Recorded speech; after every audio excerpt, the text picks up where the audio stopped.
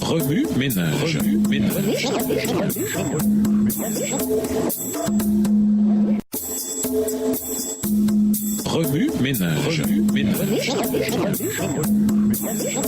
Bienvenue dans votre émission. Remue ménage. Nous voilà à la leçon de lundi, interprétée. Der Mannstrack und Gottlakt. Certains ont le sentiment qu'avoir des enfants serait un vrai inconvénient exigeant des ressources physiques, financières et émotionnelles qui, se disent-ils, pourraient être placées ailleurs. D'autres peuvent citer la surpopulation mondiale ou le besoin général d'aborder de façon altruiste les crises socio-économiques pressantes telles que l'esclavage et la pauvreté avant d'amener davantage d'êtres humains dans ce monde en difficulté. Ces mêmes facteurs peuvent contribuer à la décision du nombre d'enfants à avoir. Nous devons aborder le fait que la planification des naissances est un principe largement biblique. Dans Luc 14, versets 28 à 32, Jésus présente un principe plein de bon sens. Avant d'entreprendre un projet, il faut prendre le temps de le planifier. Qu'il s'agisse de construire un édifice ou de s'engager dans une bataille, la sagesse dicte de planifier à l'avance. Avoir des enfants est certainement comparable à la construction d'une maison et pourrait très bien ressembler à un engagement dans une bataille. Avant de se lancer dans une telle entreprise, il est sage d'examiner les ressources qui sont vôtres pour déterminer l'ampleur du projet que vous devriez vous efforcer d'accomplir.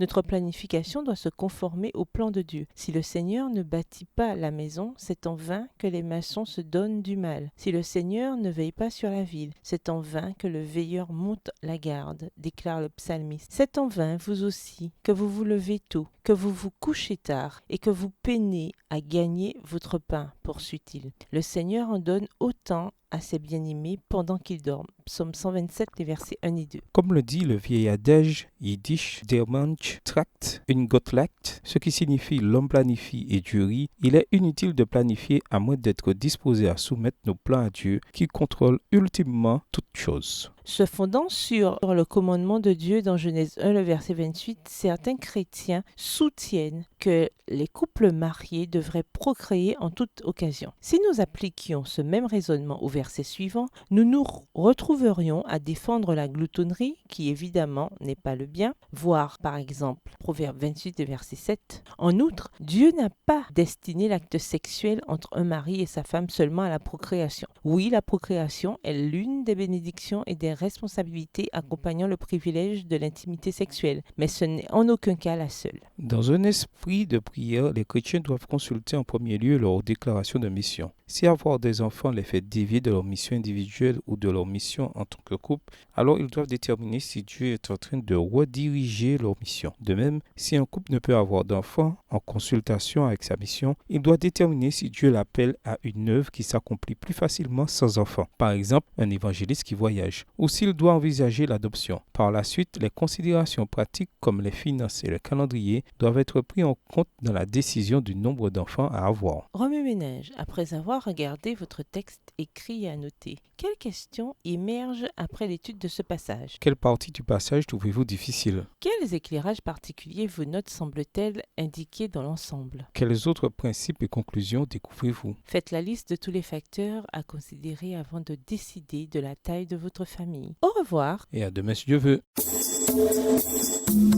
Remue ménage.